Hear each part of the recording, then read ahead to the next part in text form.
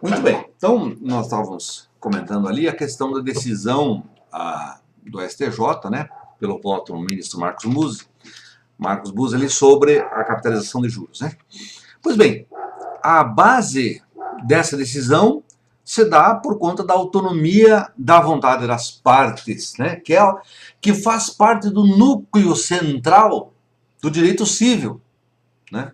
Então você veja, por exemplo, eu tomo aqui uma obra, por exemplo, essa aqui, ó, uma obra de um autor espanhol, Federico Descarto y Bravo, El Negocio Jurídico. O negócio jurídico, para poder acontecer, né? Aliás, pode ter uma outra obra aqui que eu também posso mencionar, né? A famosa obra de Clovis Bevilacqua, Direito das Obrigações, né? Vou acertar, Direito das Obrigações. Todas as obras, mas essas duas aí são emblemáticas, né? As obrigações nascem e decorrem da assunção de que existe autonomia da vontade das partes para a contratação. Então o contrato surge deste dogma pré-assumido, que as pessoas são livres para poder contratar. Essa é uma liberdade que é imposta do ponto de vista jurídico para que as pessoas se igualem.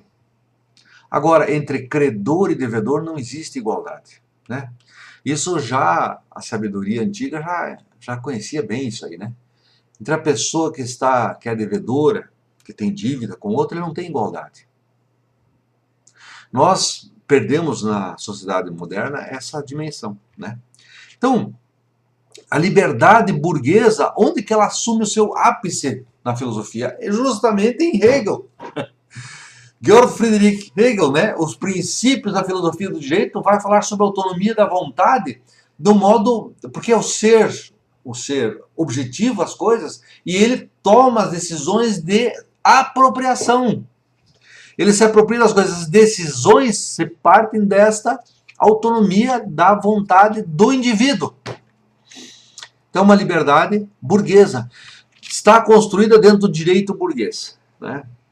Faz parte desse direito burguês aí, que nas escolas de direito se leciona como se fosse a realidade que deve nortear toda e qualquer reflexão jurídica.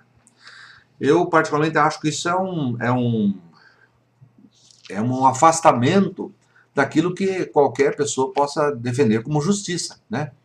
Veja, por exemplo, David Graeber, esse aqui é um livro também bem interessante, fala sobre a dívida, né? E fala sobre os 5.000 anos da história da situação do endividamento.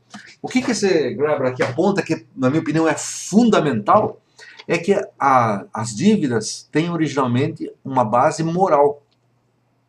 Quem deve alguma coisa para alguém, por exemplo no âmbito familiar, são dívidas morais. Essas dívidas morais, elas se jurisdicisam. E de repente é o Estado que começa a se preocupar em resolver problemas morais. Veja, o Estado, o judiciário é posto para obrigar as pessoas a cumprirem dívidas morais, porque ele torna isso aí uma relação jurídica. Então, na relação jurídica, as dívidas morais não têm cabida, né? Quando se estuda direito, se diz a moral é uma coisa e direito é outra. Ele apenas se imiscui, né? Só que, na verdade, isso aí significa a assunção da moralidade como se fosse direito estatal. Pois bem, Hegel, né? Direito à apropriação, o indivíduo, a vontade do indivíduo se apropria das coisas. Tem aí até um videozinho sobre Hegel aí, né? Que é fundamental. Hegel é o cara para o direito burguês, né? A minha questão aqui agora é que esse tsunami aconteceu e você que está me ouvindo precisa entender o que vai acontecer. Porque não é apenas aqui um voto aí de crítica, né? De ser contra as coisas, né? De ser um intelectual, então um filósofo, um pensador, né? Que vai falar mal das coisas. Eu gostaria de anotar para você o que vai acontecer.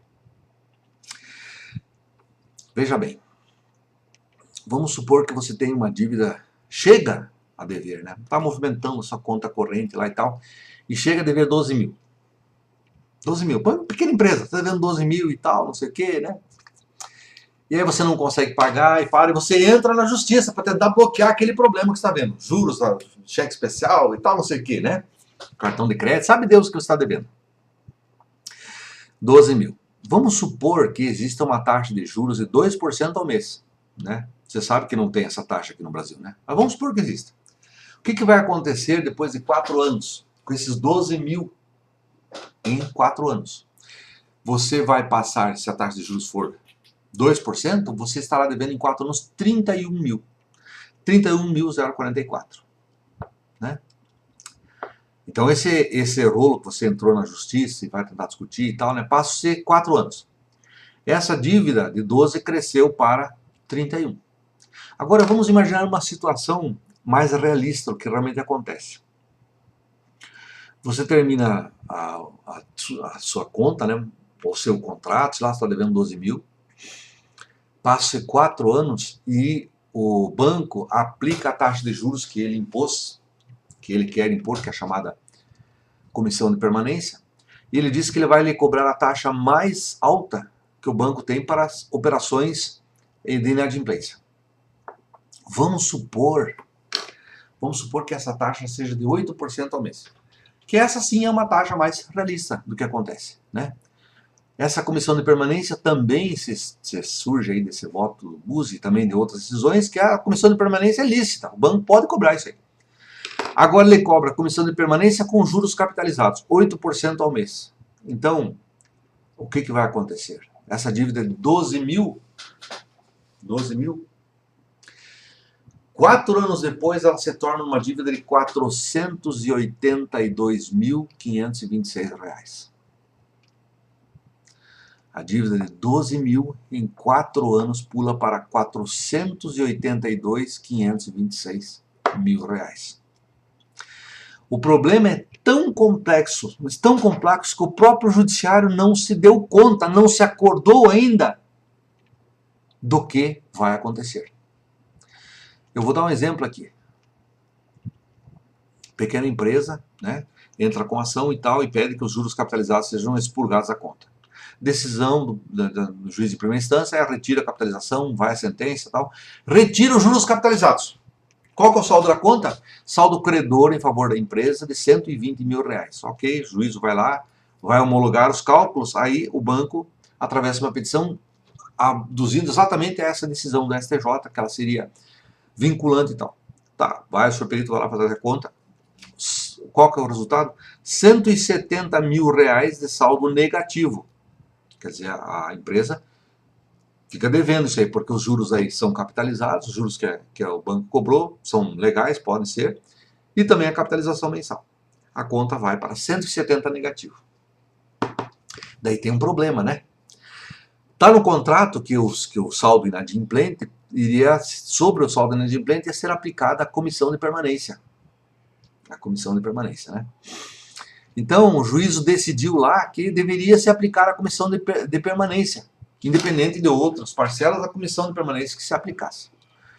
Aí, então, começa uma discussão e tal, porque tem a questão dos juros de mora, né? Veja, a comissão de permanência suplanta os juros de mora. Desde existir a cobrança de juros de mora, que é 1% ao mês, sem capitalização, né? Capitalização simples, passa a ser juros da comissão de permanência com capitalização composta. Resultado da brincadeira. O saldo de 170 mil pula para 21 milhões de reais. Aí o juízo indaga esse cidadão aqui, então, né? Qualquer um que estiver fazendo o cálculo ali, o que está acontecendo? O que está acontecendo é simples. A capitalização de juros faz com que cresçam as coisas miraculosamente. Pergunta-se para o Rothschild, o dono do banco, Rothschild, né, um grande empresário, se ele sabia quais eram as 7 maravilhas do mundo. Ele disse, as 7 eu não sei. Eu sei a oitava. A oitava é a capitalização composta. Porque esse já era o milagre da multiplicação dos pães. Nem Jesus fez tal milagre. A capitalização de juros, eles se alimentam a si mesmos. Eles geram uma exponencial doida. O resultado vai ser perceptível é o seguinte, em 5 anos, porque é um efeito dominó, decisão em 2017, nós estamos em 2019, o judiciário vai se movimentando aí em torno das decisões e tal, né? Em 5 anos, você que tem uma empresa e ficou devendo para o banco, você vai quebrar. Você vai perder tudo que você tem. Casa, carros, aliás, até mesmo a casa, que antes era bem empenhorável, agora por conta das dívidas e tal, eles vão penhorar a sua casa. Vão penhorar os seus imóveis, vão penhorar tudo, né? Esse é o Brasil que foi construído por esse surto doido aí, né?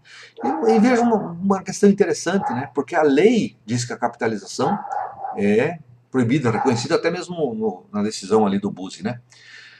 Só que acima da lei agora se coloca a interpretação do judiciário. Tecnicamente isso não pode acontecer.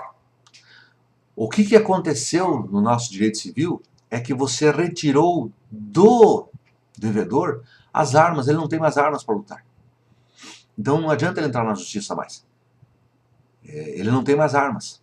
As armas para luta estão todos do outro lado, do banco. Então o mesmo advogado do banco que ficou feliz com a decisão, porque agora o seu cliente podia ganhar dinheiro, né? Ele vai perceber o seguinte, que o direito só existe se existe líder.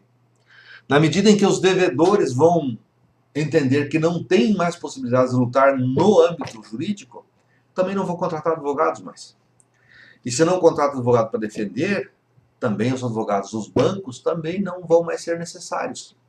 Os bancos que tinham grandes escritórios de advocacia para defenderem os seus interesses, simplesmente vão rescindir os contratos e contratam advogados ad hoc, na medida da necessidade, se é que vão ter alguma necessidade, né? Então veja, até mesmo a advocacia deu um tiro no próprio pé, a advocacia civil. Então hoje a gente se pergunta, para que serve o advogado? Para que serve a justiça? Para que servem os juízes? Não é? Esse ranço de suposta modernidade atende aos interesses do consenso de Washington, que os juros são livres, são capitalizados e o mundo fica melhor desse jeito. Eu estou dizendo a você, prezado ouvinte, aí, assistente, né? Fuja dos bancos. É preferível hoje você contratar com agiotas, com instituições não financeiras, porque com eles você ainda tem armas para poder lutar, do que fazer um contrato com um banco. Fuja. Fuja como o diabo foge da cruz, né? Caia fora do sistema financeiro, porque o sistema financeiro comprou o judiciário. Veja, não estou falando aqui que tenha sido um juiz ou outro comprado, né? Não precisa comprar com dinheiro. Isso eu jamais estou falando que o juiz tenha sido comprado. Ele se vendeu ideologicamente. Ele se pautou por uma lógica que não é a lógica que foi construída para o direito nacional. Ele quebrou uma lógica centenária que vige na lei, né? Então, a capitalização dos juros é ilegal, mas você pode contratar ela com o seu banco de preferência. O resultado vai ser em 5 anos. Pode anotar o que eu estou falando. Eu estou falando em 2019, fevereiro de 2019. Em 5 anos, a Terra estará arrasada. Infelizmente. Você que é estudante de Direito, você que é advogado, anote bem a data e escreva o que eu estou te falando.